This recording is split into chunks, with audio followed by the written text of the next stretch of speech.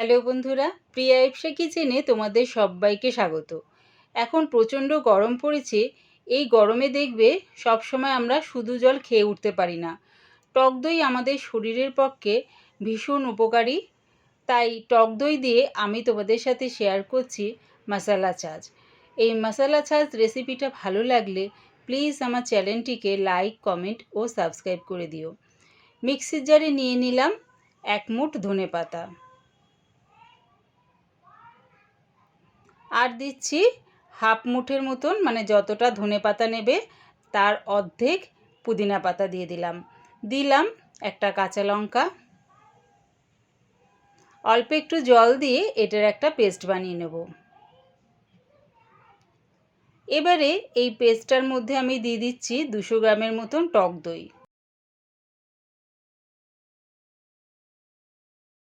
দিলাম হাফ চামচ ভাজা জিরের গুঁড়ো, হাফ চামচ বিট নুন, হাফ চামচ রোজকার নুন, আর দিচ্ছি সামান্য একটু গোলমরিচ গুঁড়ো।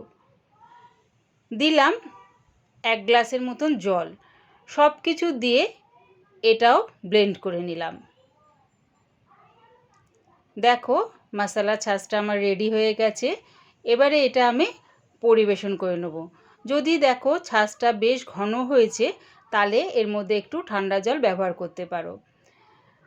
ছাঁচটা আমি একটা জগের মধ্যে ঢেলে নিলাম।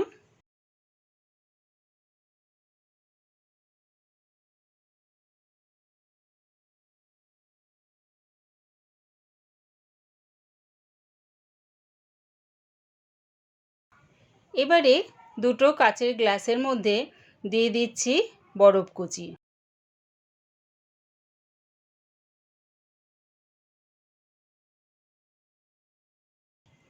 এবারে 2 গ্লাসে আমি ছাঁচটা দিয়ে দিলাম। একবার আমার মতন করে বাড়িতে মশালা ছাঁচ বানিয়ে দেখো, কেমন হয়েছে কমেন্টের মাধ্যমে জানিও। এই মশালা ছাঁচ খেতে বেশ ভালো লাগে, আর গরমের দিনে তো এরকম ঠান্ডা ঠান্ডা ছাঁচ হলে বেশ ভালোই হয়।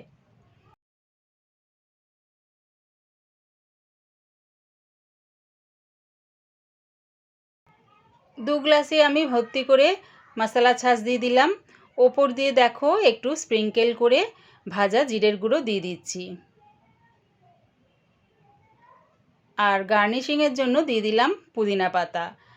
পুরো রেসিপিটা দেখার জন্যে প্রিয়া ইপসা কিচেনের থেকে তোমাদের সবাইকে অনেক ভালোবাসা রইল। রেসিপিটা পুরো দেখে ছেড়ে যাওয়ার আগে প্লিজ আমার চ্যানেলটিকে সাবস্ক্রাইব করে দিও।